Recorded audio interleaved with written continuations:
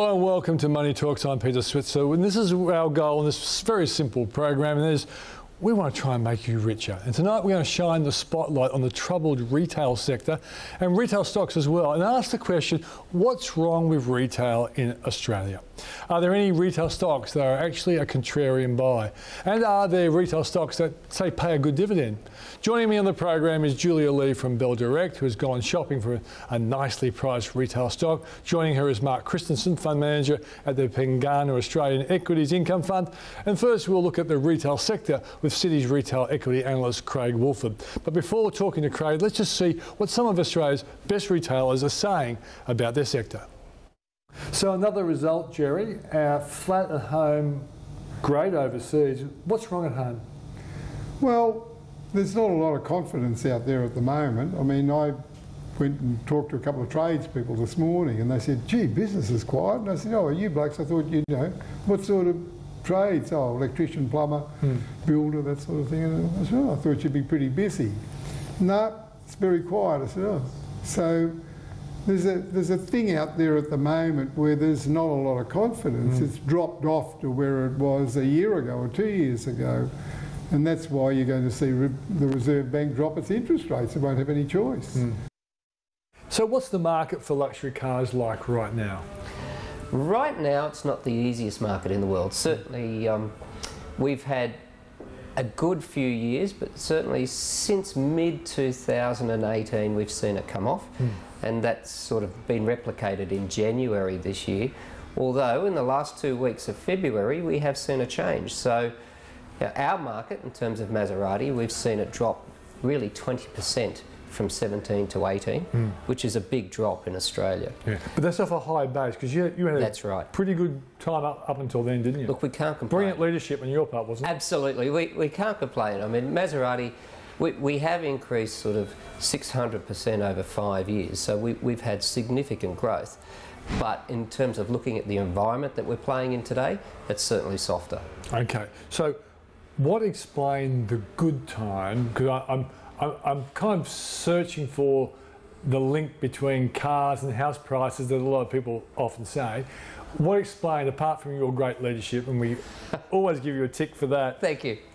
Was the house price boom in Sydney and Melbourne helpful to your goals and designs? Absolutely. When we look at the house price movement in Australia and we overlay luxury car sales, you can almost see a correlation where they run almost exactly the same. Yeah. You then overlay business conditions and business confidence to that, and you start to get a model that I won't say predicts, but certainly gives you a good indication of where the luxury car market will go. Tell me this, a lot of people are saying retail is very tough at the moment. How are you finding it? Peter, look, let's be totally honest. Retail is very competitive. There's no question. Globally, not just in Australia, because of it's all these new opportunities that customers have, you know, to shop around. All the information is available. So you really need to have an edge in business. You need to have an edge in a way that added value. What do you really do with your product? You know, and if you don't have an edge, it's going to be very difficult. So have you recognise that the internet can both be a threat and an opportunity for Turan? Absolutely. At the beginning, I think we were all very, very scared. But because I think now the opportunity living in Australia, this is for us is an advantage because of the dollar, because of the Argyle mines closing down. We have a lot of wonderful gems in this country, and people are looking at us. You know, to buy that unique piece of jewellery or the unique gem that we have. Are you being helped by the fact that we've got record tourism into Australia now as well? That is a very, well, you know, Peter, that's very important. The tourism is, for us, is the #1 issue because, you know, that's clean dollars staying in our country. Yeah. You know, and these were opportunities that many years ago we didn't have. But because of low dollar and because people want to buy something totally unique Australian, it's a great advantage. Okay.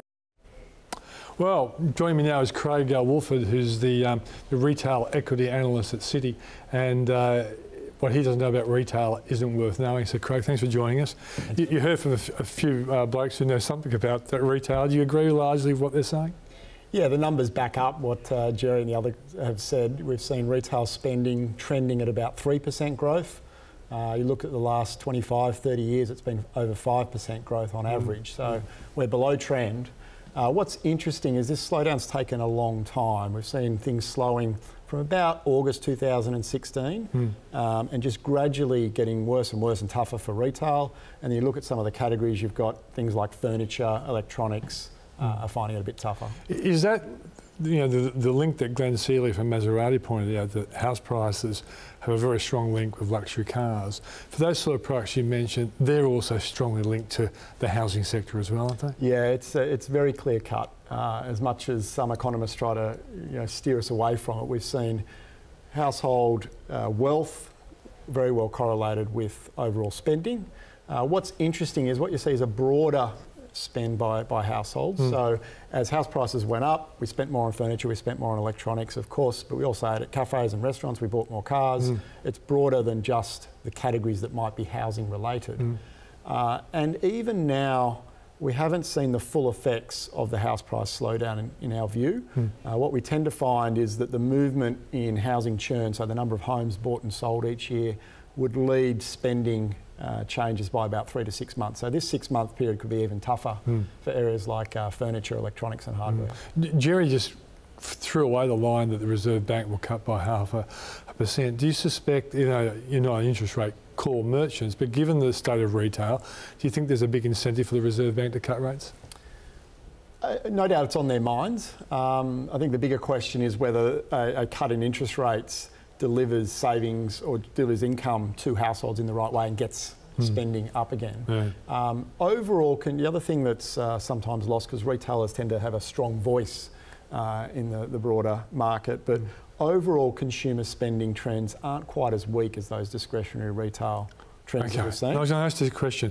Are we spending a lot more on services than ever before? Because I know even a big buffy bloke like me has been seen going into massage joints and nail plates, which I would never have thought of, say, 5 or 6 years ago, but those sort of services people are consuming now, aren't they? Yeah, you're seeing it with the way shopping centre owners have remixed their centres. So those shopping centres will have a lot more cafes and restaurants and a lot more laser clinics and nail bars and other beauty tattooists and tattoo removers. Absolutely. Yeah. Absolutely. So, we've seen a strong trend there, which does highlight, and this is where I try to take a real positive stance for retailers and the economy more broadly. Consumers want to spend money where they're getting value. There's no signs that they're just completely gone into hiding. Some commentators or retailers will say sentiment is very weak.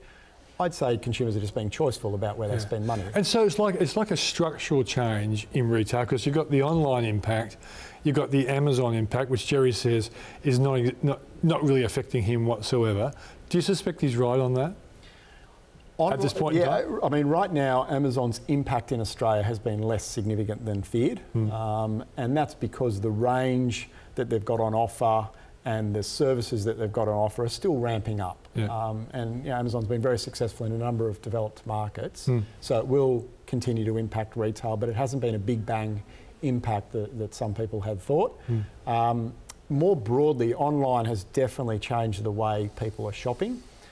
In many categories, even ones that maybe not as conducive to online, we do a lot more research online before we purchase in store.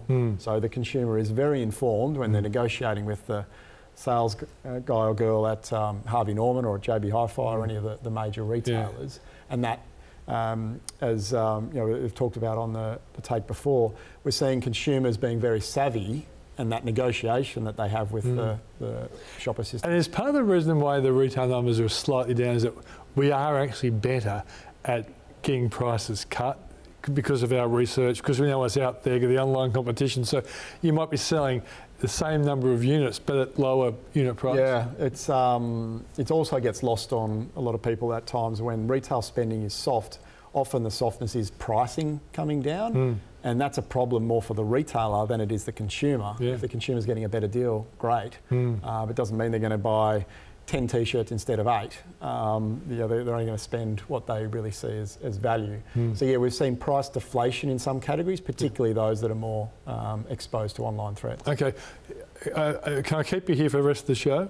Sure. Okay, great. But before we go to the ad break, what's a company that you think is really well placed in this challenging environment? Yeah, Super Retail Group is one that we like. It's got 3 very distinct business units: an auto business, a sporting goods business, and a leisure business. Yeah. The auto and the sports businesses, many people would be familiar with, Super Cheap Auto and Rebel Sport companies, and both of those have done very well. Leisure, they've got some work to do, but compared with a lot of retailers, we've seen them invest a lot in the back end and the overall business to ensure that they're well placed for online. Okay, great. So coming back up after the break, we're Julia Lee, and Julia will be looking at some of the stocks that she thinks look really good after she's gone on a bit of a shopping excursion around the retail outlets.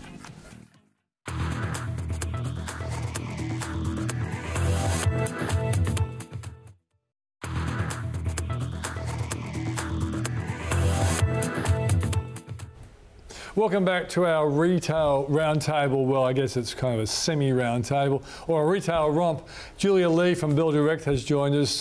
Craig Wolford from Citi remains on the panel because I put him on the spot. And thirdly, Mark Christensen joins us from Pengana. And Mark runs a retail fund. I've asked him to look for retail stocks that pay good dividends. But Julia usually comes at this point in time. So let's kick off with you, Julia.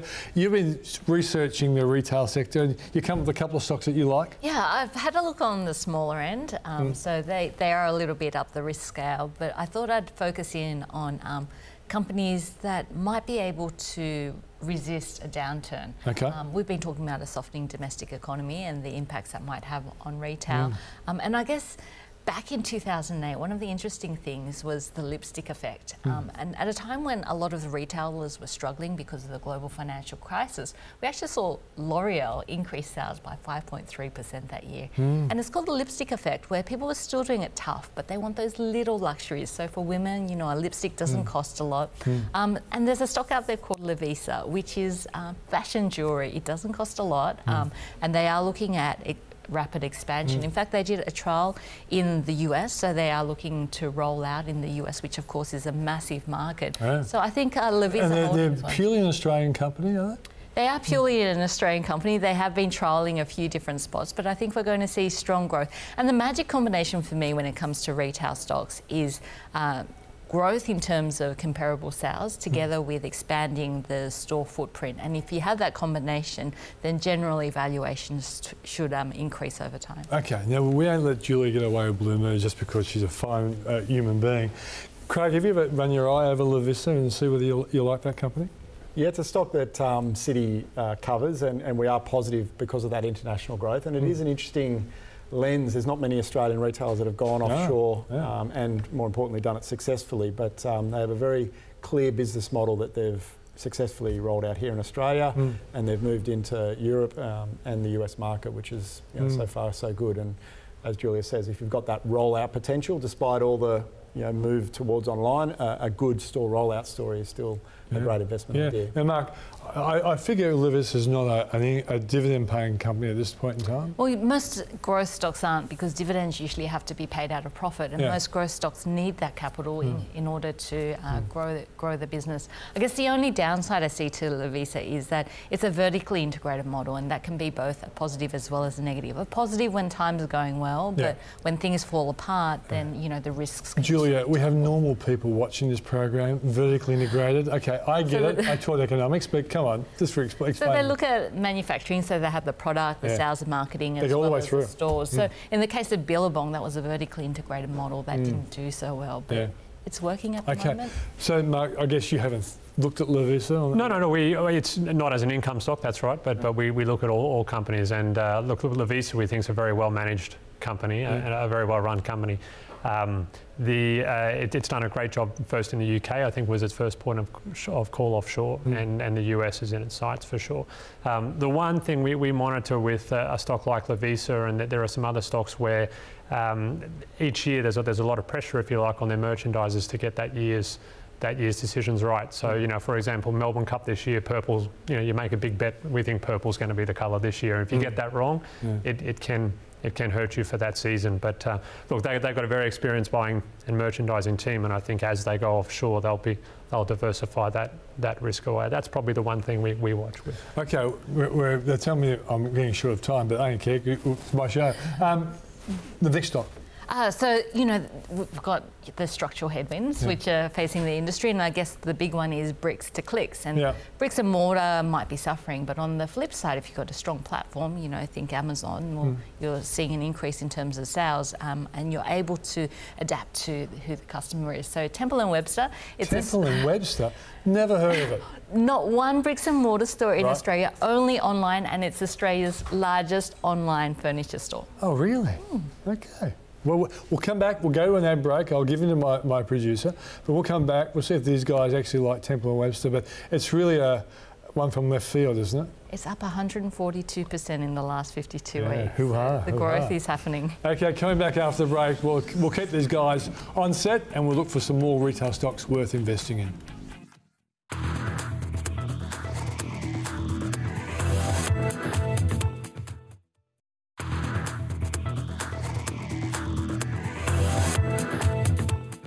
Welcome back to Money Talks. I'm joined by a panel of retail genii, if that's the correct term. We've got Julia Lee from Bell Direct, Craig Woolford from Citi, and Mark Christensen from Pengana. And Mark, let's kick off with you because Julia just threw Temple & Webster at us, and this is once again wouldn't be an income-paying stock, but you have an inside piece of information on one of the founders, I believe. A bit off-camera talk, I might regret that. No, I think Temple & Webster is. I think it's an exciting prospect. I mean, I think that they're finally finding the model and getting the strategy right. And as we pointed out, I think the share price has certainly reflected that over the last little while. I mentioned the fact you play basketball. Yes. No, I do. I've got my kids go to school with some of the early founders. Yeah, okay, good stuff. Good stuff. All right, so let's. You saw I interviewed Jerry. Yes. His story is improving offshore rather than onshore. Yes. And he was quick to remind me, I think his yield was about 8% or something like that, which he kept rubbing in, hoping my viewers would actually note that. Is this a stock that you're willing to hold as a dividend payer? We're not with Harvey Norman. We agree with them. I mean, the offshore story for Harvey Norman has been quite a success. And recently, management took a number of investors. I know, Craig, if you went up to Asia to have a look, and then the feedback from there has been generally quite positive. I think that's there is a good story for them to tell there. The issue is that by far the largest part of their earnings is still here domestic, and it is exposed to that at the housing cycle, if you like. I think Harvey Norman, a very strong operator in that space. We think they're very good retailers in that space, but it's unavoidable, and I think that the recent sales growth trajectory shows that there is a lot of pressure on that category. So an 8% yield is quite attractive. We think that there could be a little bit of pressure on earnings in the biggest part of their business in the near term. Craig? Yeah, it's the challenge in the size of the business they've got here versus the growth prospects in both Malaysia and Singapore. Australia's the lion's share of their business, and as a franchising structure, it's a little bit different as a business model. There tends to be quite a lot of leverage. So if things fall fast, then the earnings for Harvey Norman can collapse pretty quickly, and that dividend yield that's so attractive at the moment might get a bit tougher. They do Jerry likes to keep a clean balance sheet, doesn't like a lot of debt, so if earnings do fall, you would expect the dividend to drop. Yeah, but Julie, you often hear, it's shorted, and sometimes we hear publicity from people who react to stories overseas, which means Jerry can't sue them, and they talk about they don't trust the accounts of Harvey Norman. Is this something that the whole industry agrees with, or just not quite sure? Look, it's sometimes difficult to understand certain parts of the accounts, and I guess that's where a little bit of the controversy has been. But I guess looking at the model, cyclical factors don't last forever. So if you are looking at retail and there's a sustainable model that can work through some of the structural change that's happening in the industry, then if you're looking at counter-cyclical players, the time to be looking at these type of retailers is when you are looking at a downturn in terms of the economy. The problem with jumping into counter-cyclical players is that it's very difficult to time the exact bottom. So it's not unusual to see a 20% loss, 30% loss, which can be quite painful for a lot of investors before you see an uptick in terms of the cycle, and that starts to give you a few tailwinds instead of headwinds. But I guess for Gerry Harvey, the international expansion is pretty much why you'd be in a stock like that at the moment. And then you have the property component, which provides, I guess, a diversification from the retail earnings. I'm curious with Craig, just to put you on the spot. Yeah, we let her do this. I mean, I hear stories of people going to Singapore and bringing, shipments of furniture back. I've never heard the opposite, people taking shipments of furniture from Australia to Asia. So what do you see as the central attraction of the Harvey Norman story in a place like Singapore? And Malaysia and too. Malaysia. And Malaysia. Yeah, look, they're bringing. If we blindfolded you and put you in a store in Singapore, it looks exactly like one of the better stores that Harvey Norman has here in Sydney, the Auburn mega store. It's the same type of merchandise in areas like electronics. Obviously, it's the same sort of brands that you can buy globally in any of these markets. What they do is offer good service. It's well merchandised in terms of the layout, and you can imagine in both of those countries, it's appealing to a more aspiring customer. Let's go to JB Hi-Fi next. We've covered Gerry. Yep. JB seems to get things right. What do you think, Mark? Yeah, we like JB Hi-Fi in the space, actually. I mean, it's not immune from the housing downturn and the greater pressures on the consumer, but I think what we've seen with JB Hi-Fi is that they are excellent retailers. And you talk to management, you talk to various tiers of management right down through JB Hi-Fi, and retailing is in their blood, and you go into a store, you have that negotiation, you can learn a lot about the product in store. It's generally a very good experience, and I think bigger picture, we do have the consumer cycle, but there is, I think, a structural move towards electronics in our lives. I'm not particularly insightful for saying that or suggesting that, but it is becoming a much bigger part of our lives. And I think at the moment, for example, the home security is another emerging category that was not there 12 or 18 months ago, and that could become a bigger part for JB. So, Craig, City on JB Hi-Fi. Yeah, we're a sell. We're pretty gloomy on that one. No. You've always been a hard man. You don't look like a hard man, but you are. I do it with a smile on my face. Yeah, no, it's. Look, for JB Hi-Fi, it's the battle between good management versus the cycle that they're facing. An area like home security is a good opportunity, but they've still got a lot of sales, about 10%, about 8% of their sales in CDs and DVDs. We know where that's going. TVs is still a very challenged category. We are seeing some trading up, but it's still quite a tough market. So for all their success, it's about trying to grow off a very good base of success, which is just getting very hard for that business. And then on a 3-5 year horizon, we've got the Amazon threat on a whole bunch of their categories. Okay, quickly, Julia, JB Hi-Fi? I'm kind of in the middle. When it comes to, I guess, retailers, you want to see that store expansion happening. And for JB Hi-Fi, probably a lot of that's already in the past and not ahead of it. Having said that, I walked into a JB Hi-Fi shop last week trying to buy some headphones for my daughter and couldn't find the headphones, but walked out with a $200 educational software kit. Yeah, that's a good point. That's good. Okay, guys, thanks very much for joining us. And of course, we hope you're absolutely 100% right as well. That's the show for tonight. But before I go, I'd like to tell you about the Switzer Investor Strategy Day. Trump, trade deals, franking credits and Brexit are some of the many obstacles that 2019 has brought to investors. Join us on our Switzer Investor Strategy Day in Brisbane, Melbourne and Sydney and learn how to maximise your investments in a politically challenging 2019. I'm Peter Switzer. Good night.